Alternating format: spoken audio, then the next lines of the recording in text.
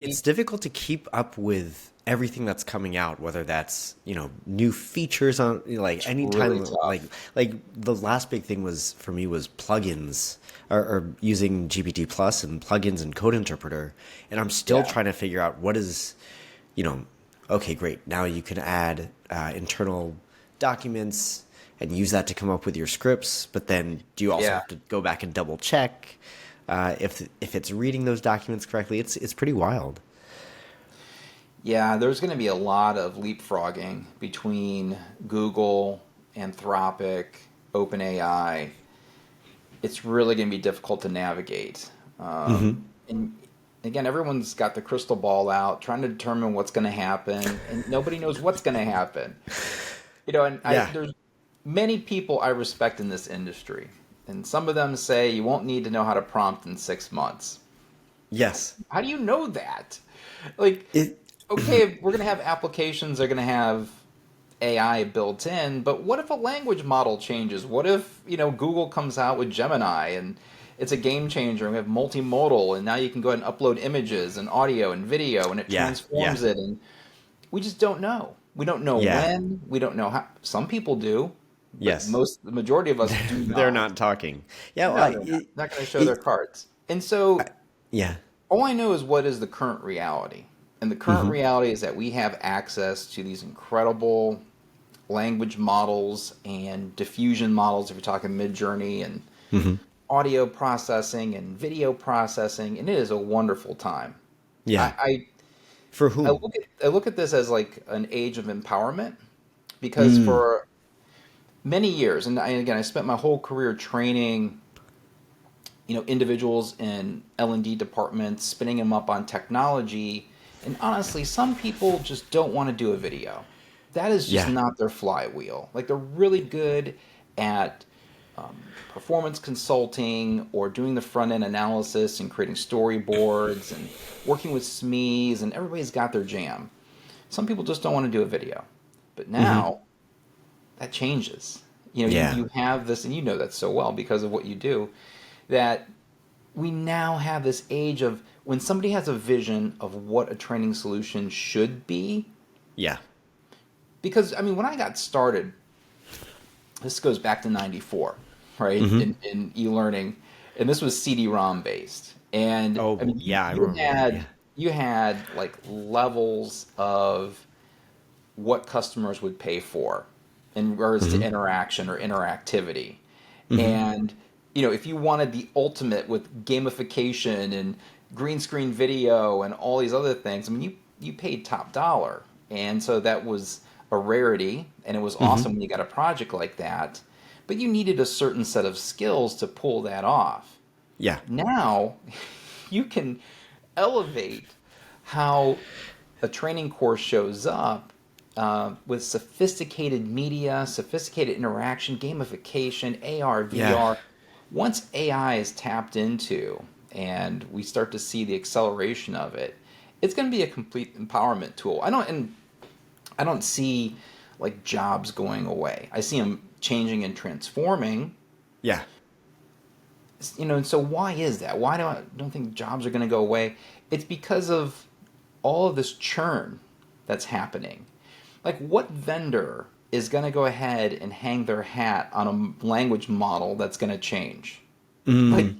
if the model inherently is constantly updated, and we got a good Hmm. indication of this about 6 to 7 weeks ago, there was a lot of rumble on Reddit about how something happened with GPT-4 and GPT-3.5 in regards to the quality, specifically around coding. Hmm. I didn't see that change, but based upon the comments I saw on Reddit, there was something happening to the model. Now, Are let's you referring to there was a couple of weeks ago there was a rumors about a dip in quality even in GPT-4 out in GPT outputs. Yeah. yeah, there was a small rumble and then it crescendoed. I haven't heard Hmm. much about it since then, but that is so anybody that is leveraging GPT 3.5 or 4 and baking Hmm. it into or bolting it onto their application, they're going to constantly have to maintain that and check and verify that the guardrails that they put in when they query that language model is returning back Yeah. what the Yeah. application. And you see this now with all these various AI implementations, and I keep thinking to myself, you still have to prompt. Like you still have to Yeah. go in there and you have to query that language model, and you know whoever software is returning back the results is Yes. all based upon that query. Yes. And so, yeah, I don't see prompt engineering going away anytime soon. It may show up differently, but Yes. it reminds me of back in the 90s when the internet came out and everyone's like all over HTML and JavaScript, right, from Hmm. programming languages. And even to this day, even though most of the applications I use to actually build a website or whatever are all Hmm.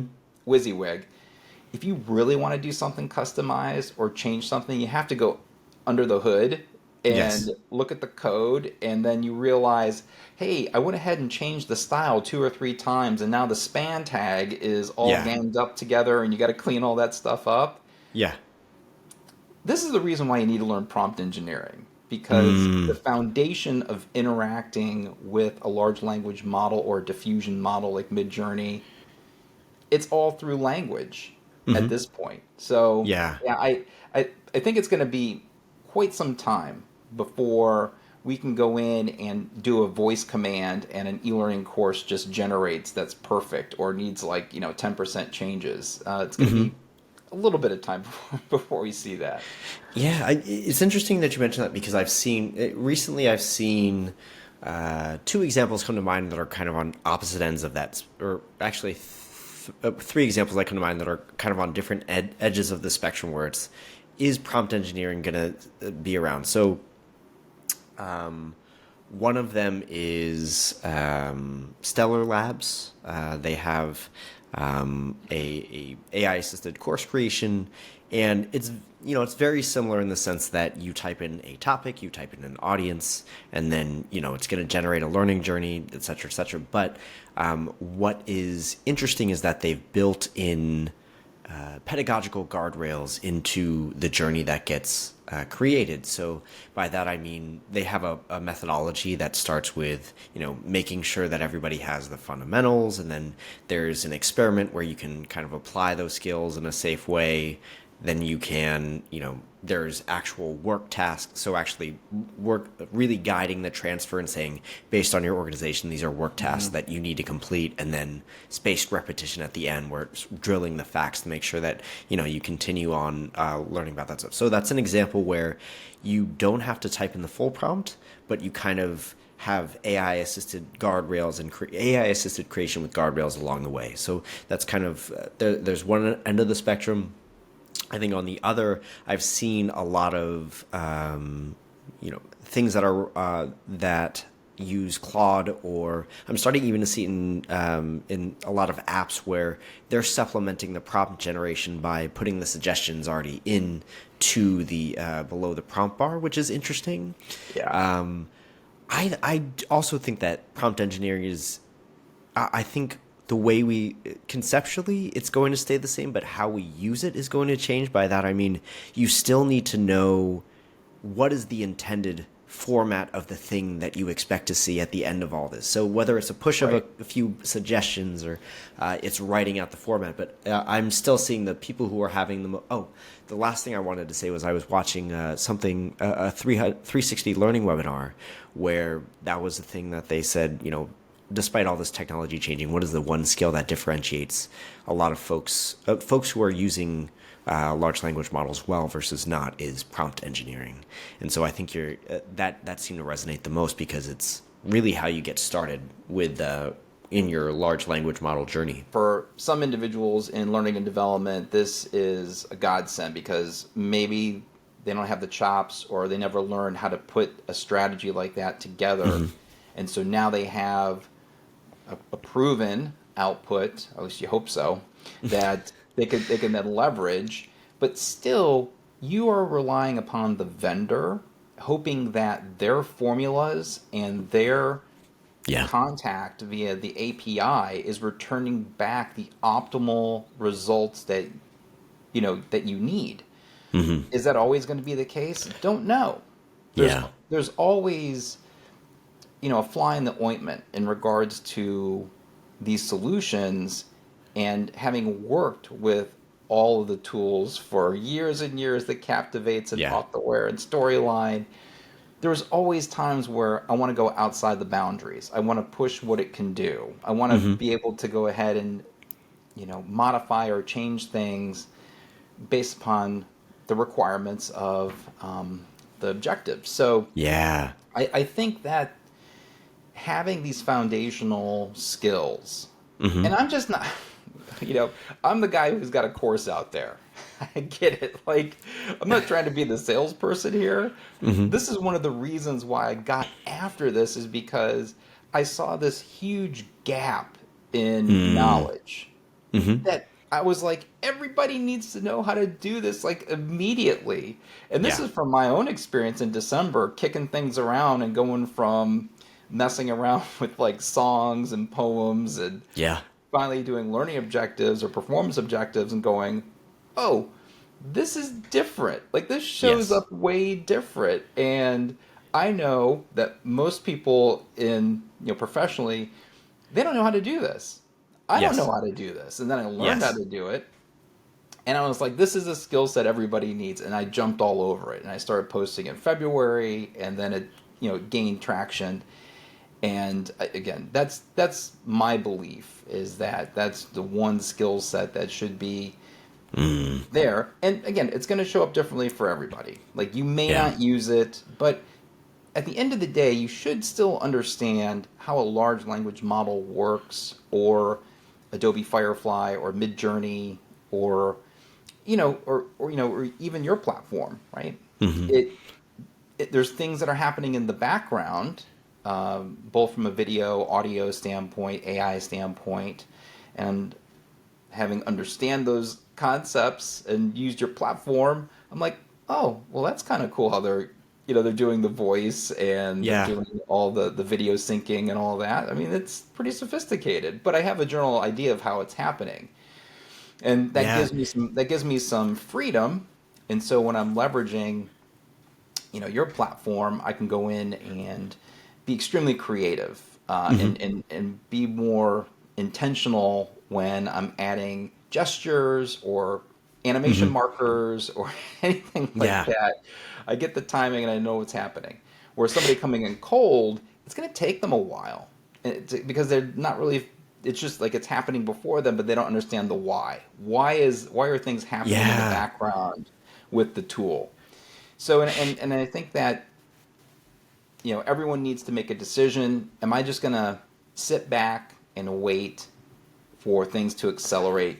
Because a year from now, Kevin, it's gonna be very different. Things are Yes. gonna show up way different. Or do I want to go ahead and start building those skills in today? And many people that I know are deciding to go in and build those skill sets. Other people are just going to do the wait and see. Yeah. So it reminds me of two things. One, that I think there's an expectation now that when a new technology piece of technology comes out, we're waiting or we're waiting for someone to productize it or turn it into something that is universally designed. We're waiting for like the next iPhone, and I think by Right. and large, it's one of the reasons that ChatGPT was so successful is because everybody understands a text input and a generate button, and that's all you needed in order to start creating all these awesome things. The other thing it reminds me of is we're getting we're getting farther and farther away from understanding how technology works. Like if I think about ChatGPT, or if I think about video, or just modes of communication that we use. If we start with something like writing a letter. I understand that I write words on a letter, I send it to the mailing system, and then it gets to that person. Then you go to the telephone. It's like, oh, now we're getting into electrical signals, and I'm way out of my depth here. I don't know how a telephone really works. Then we go to the internet, and it's like, okay, I have a kind of a high level understanding of that, but it's even less understanding. And now we're at large language models, and if you don't understand what those are working at a high level, then I also would be very concerned or afraid. Or if the one experiment that I ran is I typed something in that was related to my job and I saw that it could write an email.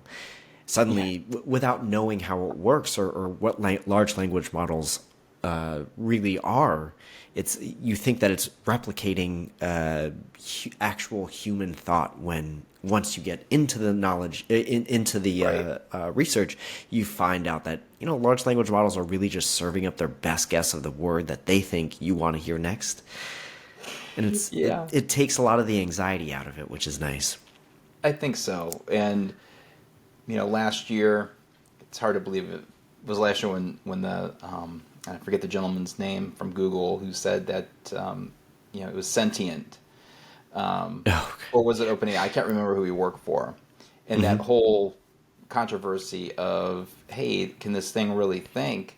And then once I started yes, working with the language models, I was like, I mean, it can be creative, but yes, it's not sentient. Like, yes, there are times when it shows up and it's like, this is not, let me hit the refresh on that and give it another roll of the dice and see what it can come up exactly. with. Yeah, so I think AGI, I think we are coming into an area where once AI has the ability to do all the senses, as far as vision and auditory and take in world-based information, that's going to be a game changer. And I don't know how fast we're gonna see that, Yeah. but in the meantime, we're going to be working with text and audio and video and multimodal, and that still fascinates me. But there's so much upside to this, and it's happening hmm so fast. I really have a difficult time keeping up. Yeah. I think that's the reason That why I've focused or honed in, not just on a large language model, but ChatGPT and just that tool. I mean, I do mess around with Bard and Claude and a couple other language models just to see how they function. Um, but again, there's going to be a lot of movement between these vendors and how their offerings are going to show up. Yeah, no, no, I definitely hear you there, and it's interesting because because the tools at least for the most part in their current state are all free to use. I It almost reminds me of when everybody suddenly got a phone, a camera in their phone, a camera in their pocket, and Yeah. I think about kind of when that's when YouTube really started getting going with user generated content and Web 2.0. We were seeing that's the early days where you had things like Vine and it's pre Yeah. Instagram, pre TikTok, and there wasn't really a formula for what you're supposed to create and how you're supposed to deliver it and what people want. And it's interesting Right. because it's almost like that cycle has come back again where when Midjourney first came out and Dolly 2, everybody was taking a picture of themselves, turning it into, you were seeing almost like playing card versions of people that were Yeah. talking, and Yeah. people didn't. There aren't any rules right now about what format this should all appear in, and yet people are experimenting with it, like you said, and that's really how you get a sense of how all this stuff works. I think, well, in thinking about I know that you've been working on you're teaching ChatGPT and you've been Yeah. following the news. I think if we look back in March, there were two papers that I was following because I'm interested in how this is going to impact the work that Right. people do, and two papers. One was OpenAI and UPenn, where they were looking at the impact of large language models specifically on the U.S. workforce and work tasks, and I hope I don't misquote it, but I think it's something like 50% of people will have 15% of work tasks effective, and 80% of the workforce, or 19% of the work, 19% of the workforce will have 50% of the work tasks affected, and I think that was one of those. When you look at this is all predictive data where they looked at people's work tasks across different jobs in the U.S. industry, and that was their forecast. It seemed like they were going to have that, like ChatGPT and large language models and generative AI were going to completely revolutionize the way that we work. And I think there's still a sense of that. There's a little bit of that still in the air where it's like you're waiting for this big this big impact where suddenly things change overnight, and in a sense they have, but at the same time they kind of haven't. Like I'm not seeing, clients creating a whole glut of AI generated content. So I'm curious from your perspective. I mean, do you think that there's going to be a big splash, or is it going to be more, small changes that are reflected maybe around the features as they come out, or as these changes? What does it look like from your perspective? It's called 2024 budgets. So, we got dropped on our lap this radical shift in technology when everybody was queued up to do one thing in 2023. They had all of their initiatives set. They hit the go button come January, and then there was rumblings of this ChatGPT thing, but then it really accelerated. But with the backdrop of a slow rolling recession, you have people that are focused in on priorities of 2023. Budget money was not in place, especially if, like, hey, here's Microsoft Copilot, here's an additional $30 a head. You got 5,000 people, additional 12 mil to go ahead and bring it in house. Nobody's got that to drop immediately. But once the new budgets come in, I think we're going to start seeing acceleration. And because this year you have governance and security. People I still talk to don't quite even know how to navigate that. Not so much the large companies, because they have advisors and they can bring in assistance as far as outside sources. But it's these mid-tier companies that are 5,000 employees and less. They're just like swimming around, not even knowing what to do, and you need to see these knee-jerk reactions where they are, saying no, you just can't use it.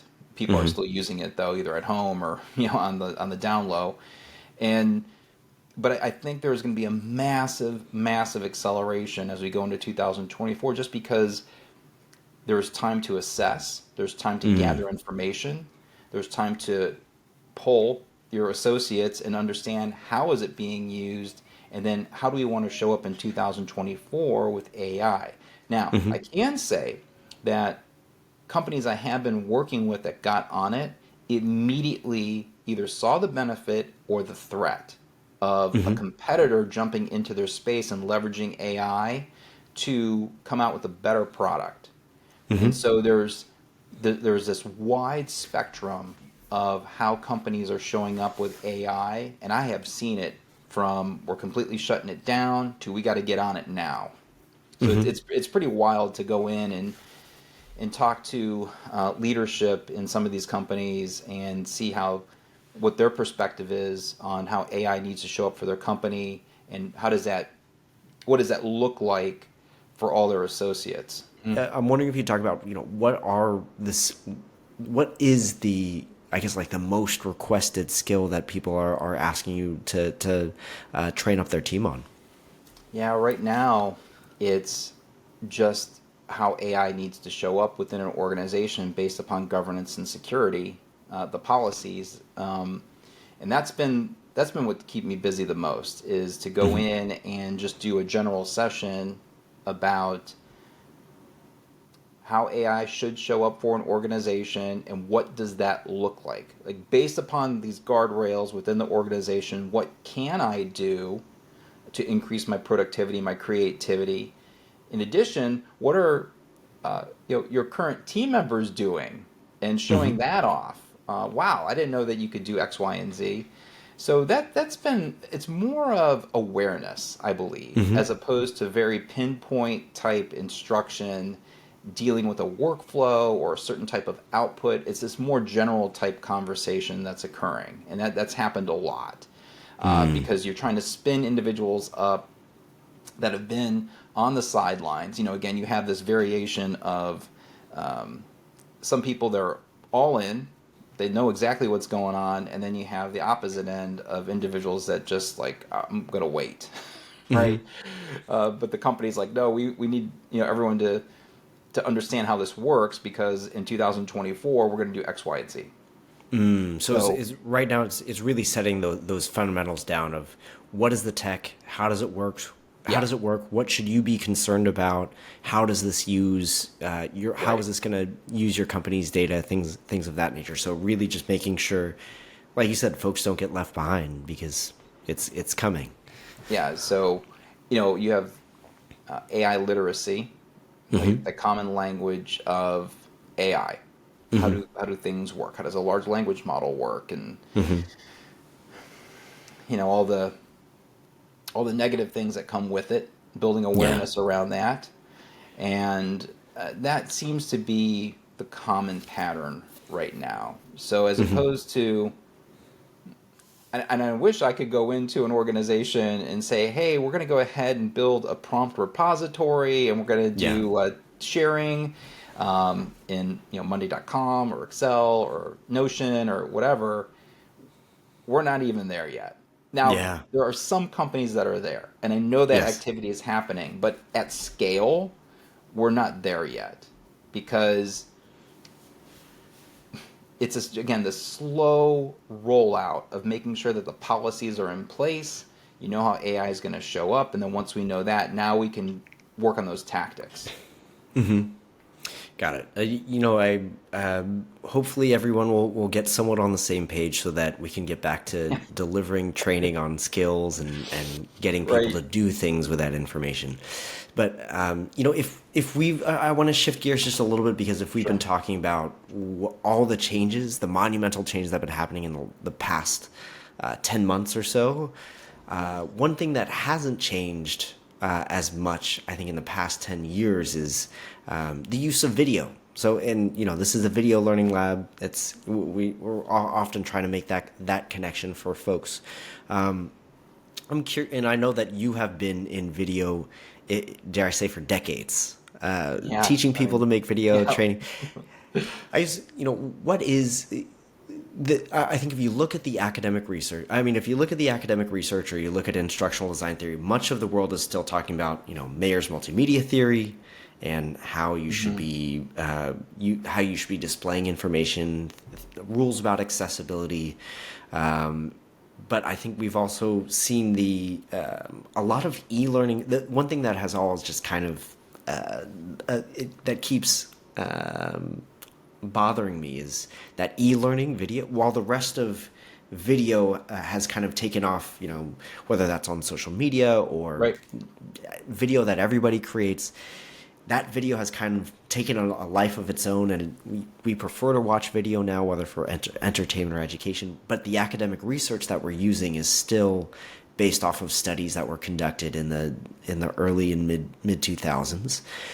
I'm curious, from your perspective, what is the value of video and learning, and where, that's a very big question, but is it something, what's the value? Yeah, what is let me roll it back because I'm Hmm. stumbling over that one, so I'm going to cut that right there. But Yeah. it's a big question, but yeah, what is the connection now between video and learning for let's say the modern user, or the person who's going to be watching this, who's trying to learn something for work or is in the workplace?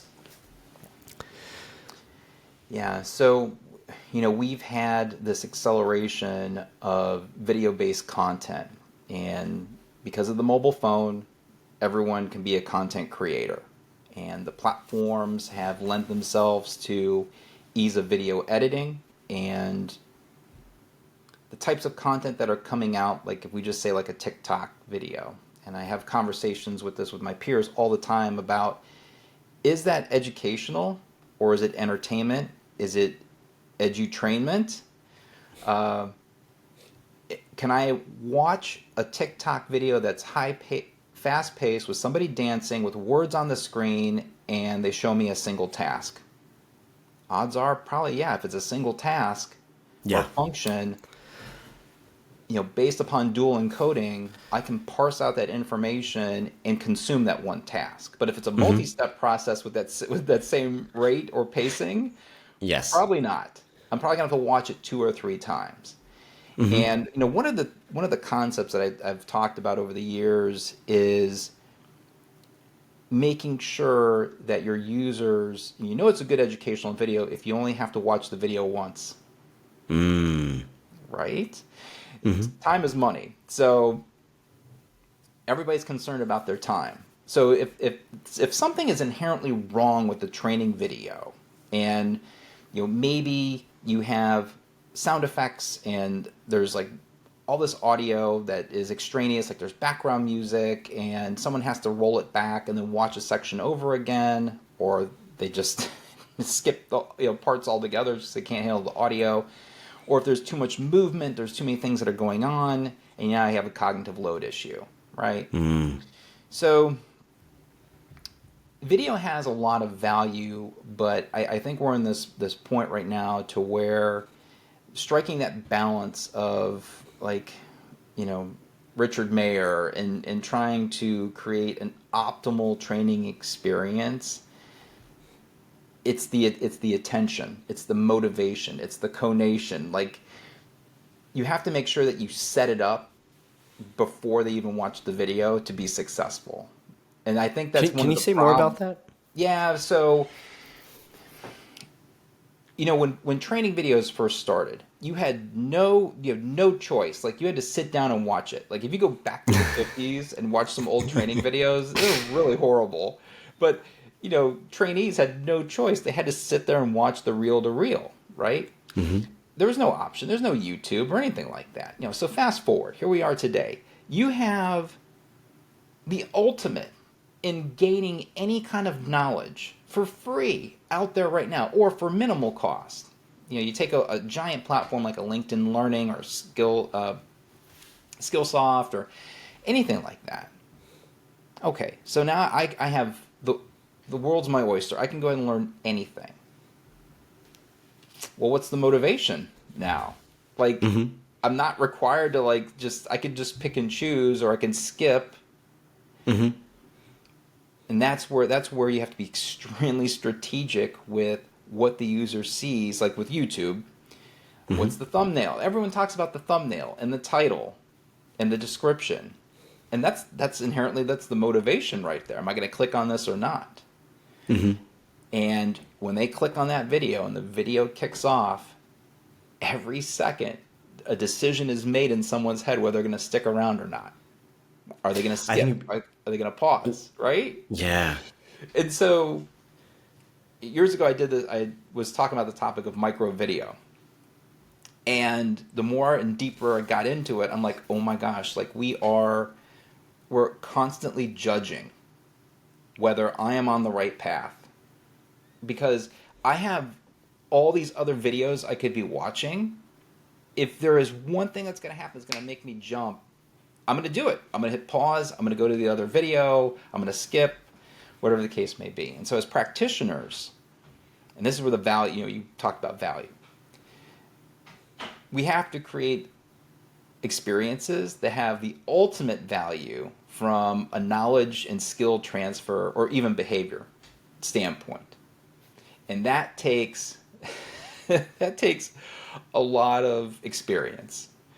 And I think that's one of the problems, is that you have so many people out there creating all this content on the fly. And some of it, works, some of it doesn't. But at the end of the day, there's not those core fundamentals of, a lot of people talk about the hook and maintaining attention. Then you prime, and then you get into the content. Even the content's got to have, be created so that from a cognitive load standpoint is very low and be able to transfer. And you do a reflection, and then you do a call to action or whatever at the end. Like, there's all these formulas that just work. But unfortunately, you have, again, a lot of, I think a lot of noise with what happens on TikTok and Shorts and all of these, to where someone is going to look at an edutainment video that's like 30 seconds or 60 seconds, and it works. You have the one task, but they're going to extrapolate that out and try to create an experience, thinking that they're maintaining attention and transferring knowledge, when in fact they've done the opposite. They've created an experience where you can't retain information. I mean, this is one of the reasons why I'm seeing, and I use this too, like Chrome extensions like 8ly or ChatTube or like things like that, to where instead of watching the YouTube video, you get a summary of it. AI is used to actually take the transcript and then build summaries, so you don't have to watch the whole video. Yeah. Why do people want to do that? Well, because they want to save time. Like they don't want to wade through a 12-minute video to find like the tips. Just break it Yes. down for me, right? Yes. So, yeah, I don't know. There's a lot to be said about learning the fundamentals of what makes a great training video, but in an environment to where you're in a competition for attention, and so there's a lot to be said about instructional marketing, to where you are building somebody up to where they understand the why. Why do I need to watch this video? In so much as now Yes. they have an emotional connection to it because either a leader is priming them that they got to watch the video. Here's the reason why. Or it's a body of knowledge that they're interested in, or it's they realize that they're going to change a behavior, whatever the case may be. Now they're emotionally invested. Now they're Yes. motivated to watch. And I've seen this over my career where I've seen. Here's a good example. So years ago in North Carolina, I was working with a group that was training electricians to get their certification. All right. Now, you needed this license or certification to become an electrician. Like you just can't go out there and work, or you're going to get fined or whatever. So you need this. You need it so bad that I've watched individuals wade through the worst training content ever because they are highly motivated to get this license. Yes. Do you see what I'm saying? So it's like if somebody's extremely motivated, they're going to watch the crappiest training and pay attention. Like Yes. I need to understand this. And so when we live in a society where you can turn to anywhere to find knowledge or skills online, what's the motivation? And I think that's as practitioners, as educators, that's what we're up against. Where we had I mean, when I first started, you had a captive audience. They put the CD-ROM in, they sat them in front of a computer, they didn't have a mobile phone, they watched the training. Now, there's all these distractions and things that are occurring, and so, we are in a fist fight for attention.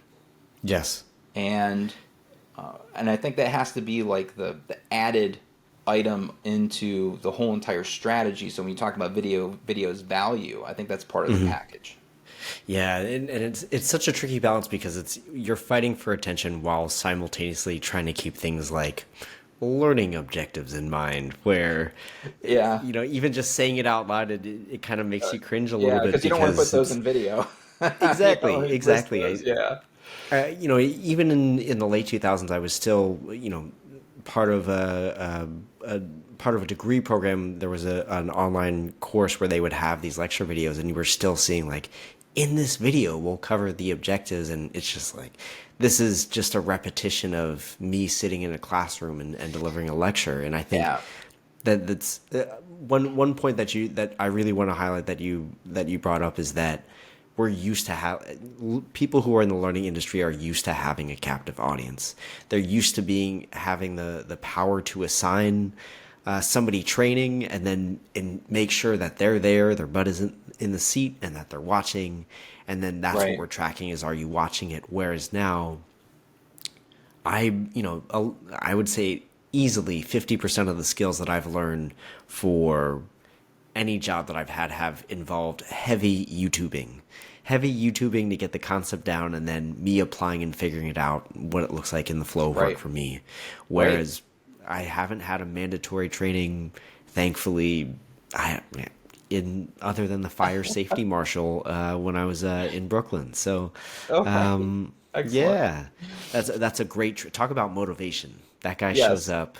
He's got a fantastic mustache and a Long Island accent, and you're like, yes, there's the stair. Check like I'll practice with my hand on the door because the fire marshal said so. So I Right. think you bring up a good idea of motivation, but then also you briefly touched on this idea of marketing and learning, which I think is kind of a new thing to add to a instructional designer's toolkit, where you're thinking about the thumbnail, you're thinking about delivery, you're thinking about performance, which are, as far as I know, older instructional designers when I first started out were not thinking about how will people receive these resources? Again, they were thinking that it would be assigned to them, whereas now we have to make sure that employees and users know where to find our videos or where to find our Right. work. Yeah, and I'm not saying that it wasn't in place before, because I've experienced amazing training experiences where it was just like flow state. Like the whole, you're like, I can't believe the day is done because it was such an awesome experience. Yes. But that was just the event, and so again, you could solely focus in on the event because there wasn't extraneous noise that was occurring at scale. But that's not the case anymore. Now you have to build awareness that the event is even occurring and that you're Yes. required to attend. And it's, you got to sift through 30 emails to find that invite and make sure it's on your calendar, and or scroll through all the different thumbnails of all the videos, or Yes. the 10,000 courses that you can, I got some spare time. What do I want to take? It's pretty intense. Yeah, it's pretty. It's a lot to take in. I think just thinking about we started the conversation talking about generative AI. We're talking about video, and of course we have at Synthesia we have a lot of people who are first time video creators, and I think Yeah. there's something positive about that is this is the next version of now everybody gets a 4K camera in their pocket. This is Right. now you can now create video without even having to be on camera. So it kind of opens up, I think, the door even more for those who want or need to create videos. Hmm. But that also means that there's a lot of novice video creators who are not going to have the anatomy of a perfect script, or who are going to know to hook, prime, Yep. and all the other things that we were just talking about that are necessary skills for video. I guess what is the starting point? If you're thinking about being a video creator, what is it? What is the place? Where's the place to start? And kind of maybe what are some of the skills that you'll need in order Yeah, to that's a great question. I work think here? for me, it is understanding how video shows up within a learning journey, and because it shows up differently. We just got done talking about instructional marketing. So if we look at a learning journey, you have awareness of, like, hey, there's some kind of training initiative, or there's a topic that I need to learn, or whatever. So you have awareness, you have instructional marketing. That's a certain type of video. And then you have a prime. Like, hey, before you show up for class, you're going to need X, Y, bring these materials, or, do you understand these core concepts before jumping into this video, whatever the case may be. So you have a prime video, then you actually have the training videos itself, or skills or behavior change, or whatever the case may be. And then you have performance support videos, right?